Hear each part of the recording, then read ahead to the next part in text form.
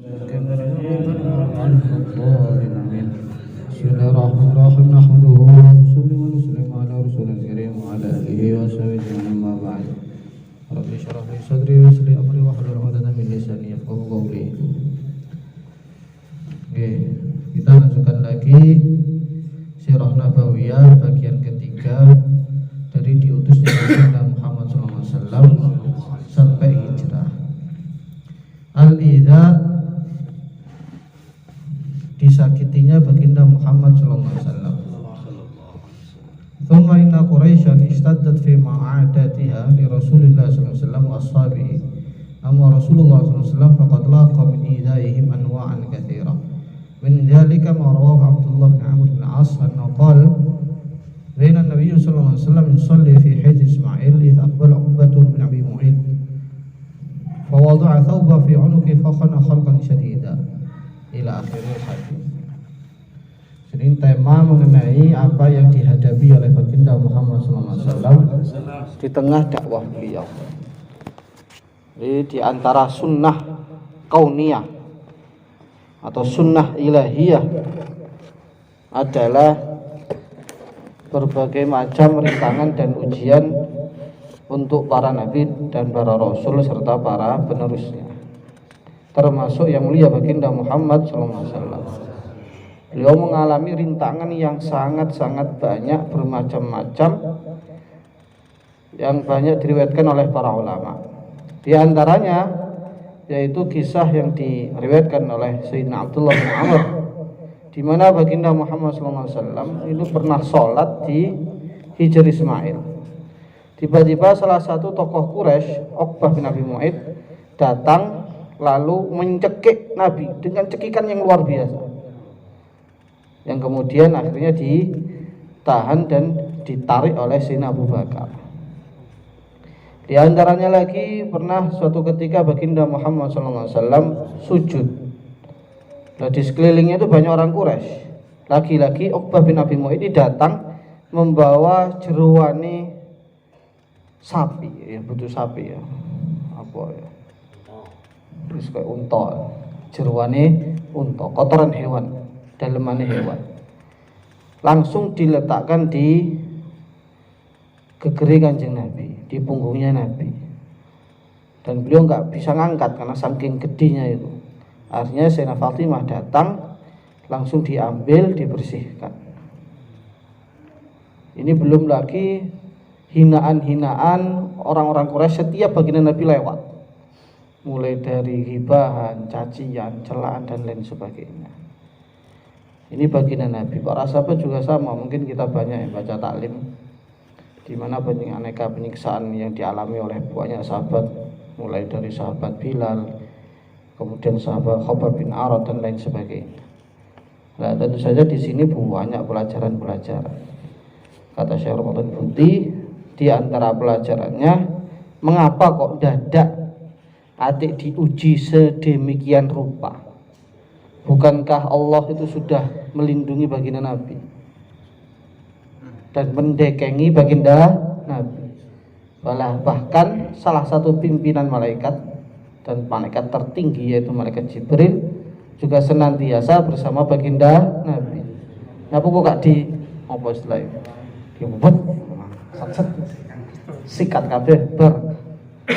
Atau kenapa kok Nabi dakwahe enak kan, santai karo ngopi-ngopi ngono, cuk-cuk. Kok ndak ada diangel-angel iki ngapo? Di antara jawabannya, karena memang salah satu sifat manusia di dunia ini adalah mukallaf. Artinya mukallaf itu dibebani dan dituntut oleh Allah untuk ibadah. Wa ma khalaqatul jinna wal insa illa liya'budun. Memang tugasnya manusia itu ibadah. Dan namanya ibadah itu kan ya mesti ada taklifnya, ada masyakohnya. Oleh karena itu baginda Nabi sebagai pimpinan ahli ibadah, tentu saja masyakohnya ini lebih besar, lebih berat daripada hamba-hamba yang lain. Mulanya Kanjeng Nabi ya juga kasih ujian-ujian, dikasih taklif, dan juga para sahabatnya ya dengan banyaknya adab, bukan adab ya, dengan banyaknya siksaan dan celaan dari musuh-musuhnya. Ini yang pertama.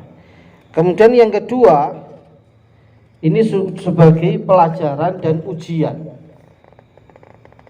Ulangan basa Jawane. Ulangan kangge wong-wong iman. Karena tanpa adanya ujian semacam ini, nggak kelihatan mana orang-orang yang istimewa dan mana orang-orang yang biasa. Nek umpama lempeng ae ngono. Cara apa ya? Watu akik atau watu permata ning jero tanah iki apa-apane ya gak ketok permatanya. Tapi ketika diasah kemudian ditempa dengan berbagai macam ujian, nah akhirnya tampak mana permata mana tidak. Itu diantara hikmah daripada ujian yang diterima oleh para sahabat.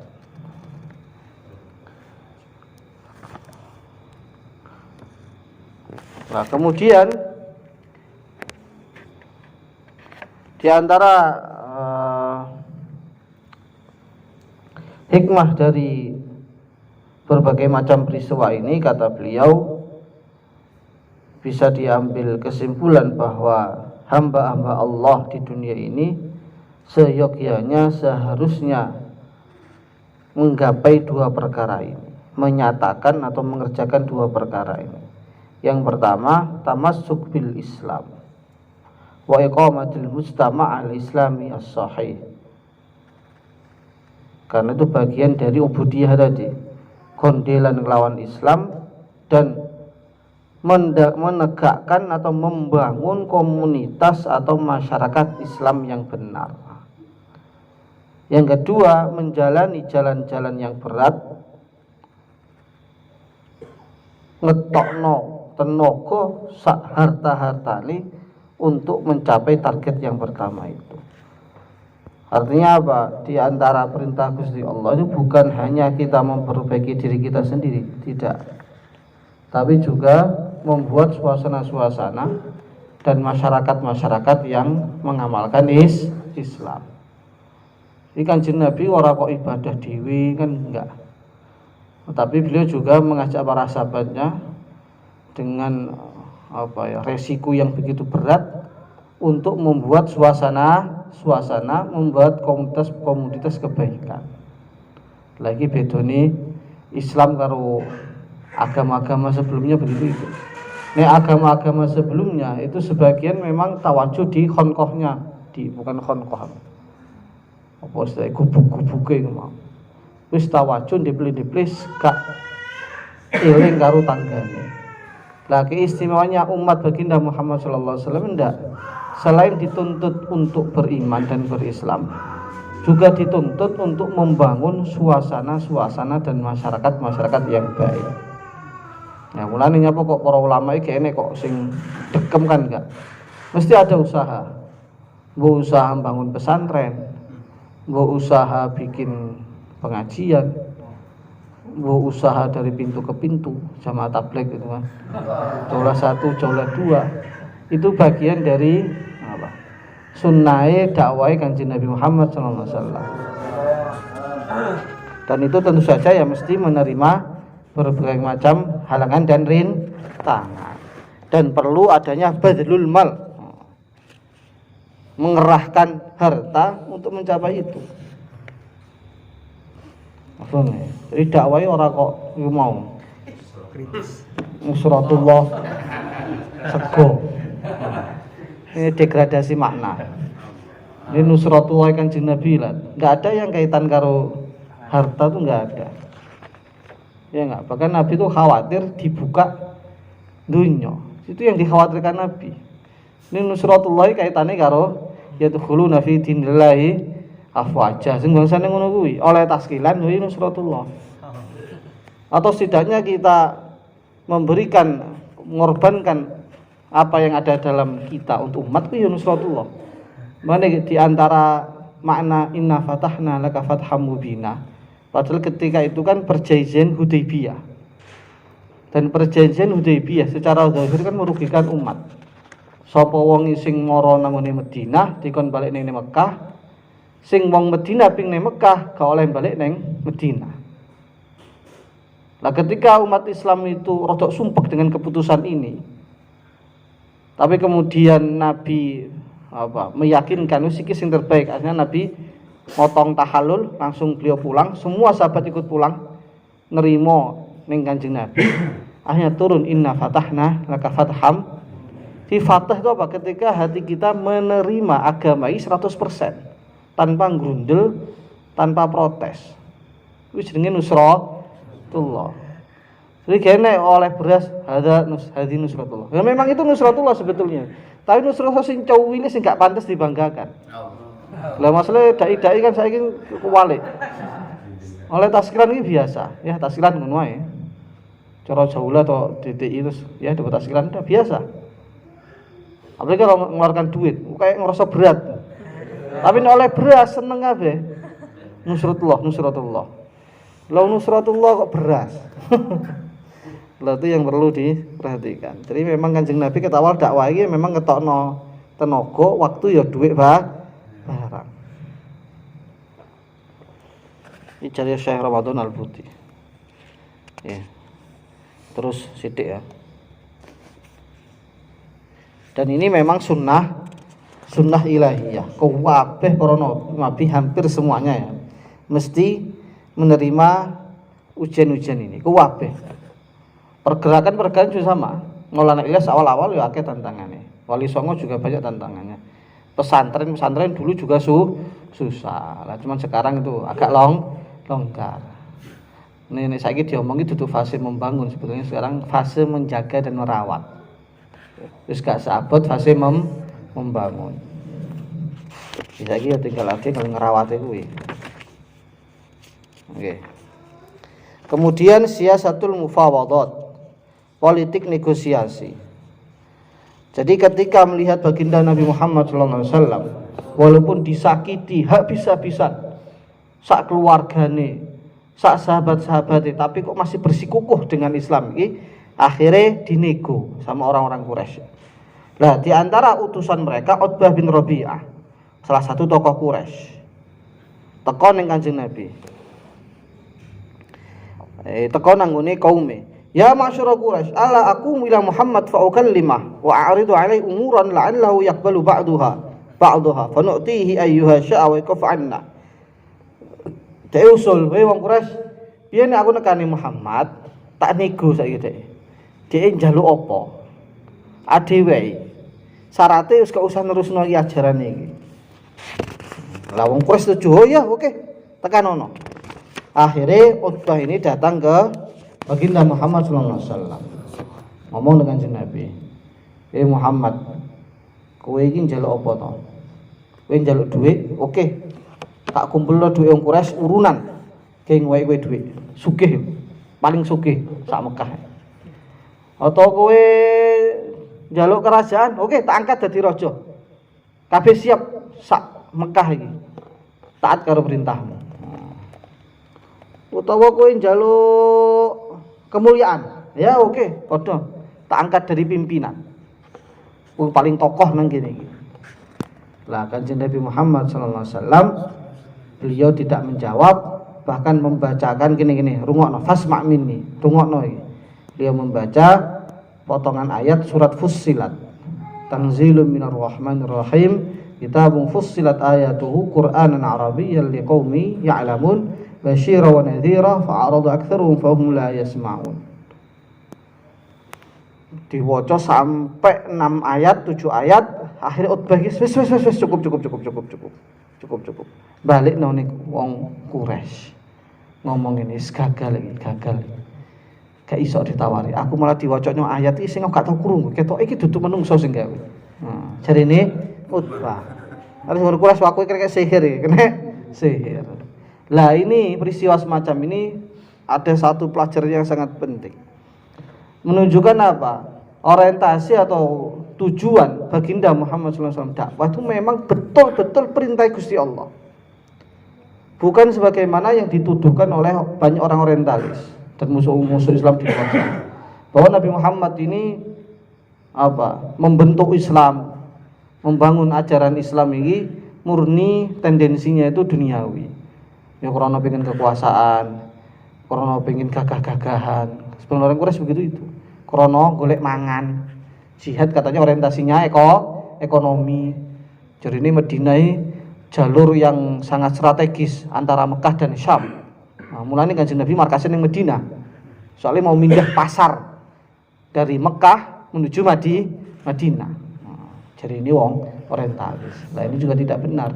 Kalau memang Nabi itu orientasinya atau tujuannya itu semata-mata karena golek duit atau golek pengaruh atau wong golek apa kedudukan politik, tentune Nabi wis nampa ket awal. Ya enggak? Wis tak tampa nih. Nah, lumayan. Ternyata enggak. Dia tolak. Bahkan ada kejadian kedua. Setelah Utbah ini gagal, orang Quraisy gak putus asa. Ketoke nek dhewe. Yo. Ketoke rada lemah. Piye nek ade bareng-bareng merono? Akhirnya mereka bareng-bareng moro ning Kanjeng Nabi. Nego dengan perkara yang sama. Ayo kowe njaluk apa? Njaluk dhuwit, aku urunan tak wae kowe dhuwit. Wong paling sugih ning Mekah engko. Njaluk pengaruh wis kowe tak angkat dadi pimpinan. Njaluk kerajaan tak angkat dadi raja. Anak-anakmu kok seterusnya. Apa kata Nabi? Tetap ditolak. Jawabannya sama persis. Aku ki mek utusan. Majitu bi majitukum bi atlubu amwalakum wala syarafikum walal malik alaikum walakin Allah ba'athani ilaikum rasula wa anzala alayya kitaban wa amarani an akuna basyiran wa nadhira wa in asbiru li amrillah hatta yahkumullah baini wa bainakum. Ringkese aku iki mek utusane Gusti Allah nyampekno apa sing perlu tak sampekne. Nek kowe nolak ya monggo, nek kowe nampa ya alhamdulillah, kasare ngono. Bahkan dalam riwayat yang lain, jangankan mbok tawari kuwi. Aku mbok wehi matahari, mbok dekek tangan kananku, terus mbok kei bulan ning tangan kiriku, mbok kei sak donya sak isine. Gak bakal tak tinggali sampai agama iki betul-betul sempurna tak sampekne. Nah, itulah baginda Muhammad sallallahu alaihi wasallam. Akhire krungu ngene iki wong Quraisy akhire wis cukup, wis nyerah. Bahkan ada sebagian yang bilang gini, wis toh Muhammad iki ben kiai. Nek cara dhek nggih aneh-aneh, diserbu karo selain dhewe ya alhamdulillah, dhewe gak melok urusan. Tapi nek dhek menang, umpama dhek menang, iki bahasa politis sekali. Kan lumayan, dhewe melok mulya, kan wong Quraisy. Lah kan masih keluarga kita, lumayan. Tapi nek dhek diserbu wong liya terus mati, ya wis alhamdulillah, dhewe gak sing ngrusahi meneh. Nah, akhirnya berhenti. Lah inilah baginda Muhammad sallallahu alaihi wasallam. Jadi memang betul-betul karena Gusti Allah. Bahkan bukan hanya di mulut saja. Kalau kita lihat kehidupan Nabi juga sederhana, ora apa glamor. Makannya sederhana, minumnya sederhana, rumahnya sederhana. Bahkan sampai beliau wis manggon ning Madinah. Ketika Jazirah Arab sudah di tangan Nabi, Nabi pun masih sederhana. Nek memang dakwah memang golek dunya, lho mesti Nabi wis iki futuhat ngono. Wis futuh. Mangane wis enak lambene sapi-api. Iki Kanjeng Nabi enggak masih sederhana. Artinya betul-betul Kanjeng Nabi iki krana Allah. Nah, dia kan enggak kadang-kadang malah dadian mata pencaharian. Dakwah oleh amplop. Nek undangane saulan 10 kan wis ketok. Ya bukannya nggak boleh saja, tapi kan ngono iku. Jadi mesti ada jeneng menungso. Duduk Rasul, duduk Nabi kan. Ada hasrat-hasrat duniawi masuk. Apa ini? Kan Nabi enggak. Betul-betul genek moduse belas. Rono Gusti Allah. Nah, mulane orang-orang orientalis itu enggak ada pintu untuk menyerang Nabi itu enggak ada. Wis kene, wis ketutup lho, modele Kanjeng Nabi wis ketutup. Andikan Nabi itu model kayak kita ya. Terus ono longgar-longgare ngono, enak-enak ngono. Iki mesti jadi sasaran kok ini. Lho delok. Pas wis penak to uripe, ujung-ujungnya duit juga. Lain Nabi kan enggak. Sebelum wafat Nabi enggak pernah zahar daging. Bareng nggur roti garing wis. Lambine ya lungset, lambine lambi sing kumuh. Itu sampai menjelang wafatnya. Bahkan warisan ini kayak gak enak. Dan memang gak oleh. mataroknahu sedekah. Kuwabe dadi sedekah. Lah ono apa nek menungso kok ngene iki? Pengikute wis ewon, kekuasaane wis sak jazirah Arab itu wis kaya sak Indonesia iki lho gede. Tapi masih sederhana. Mulane kenabiane baginda Muhammad sallallahu alaihi wasallam wong mikir sithik iki mesti ketok. Wong gelem mikir kebenaran nubuwah Kanjeng Nabi sithik ae mesti ketok.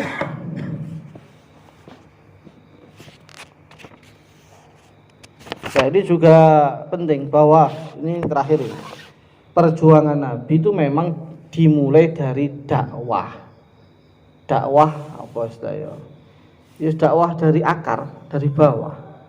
Ora sangka politik maupun kerajaan atau pemerintahan. Nah, sebagian orang sebutlah orang HTI lah, kan enggak.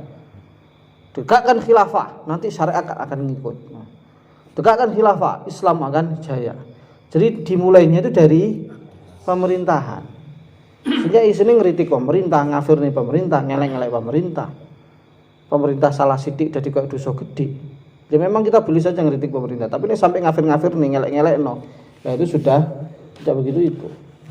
Apa ini? Andaikan Nabi itu dakwanya dari pemerintahan, mestinya diterima sama Kanjeng Nabi. Oh ya oke, jadi raja mayan. Nah, jadi pemerintahan kan enggak. Di Madinah juga begitu. Tapi kalau ujuk-ujuk langsung jadi raja kan enggak ngono kuwi. Nah, jadi dakwahnya dari apa? Dari bawah. Lah ini ujung-ujungnya Islam akhirnya jadi kerajaan, itu beda cerita. Beda cerita lagi. Kalau dasar perjuangan itu dari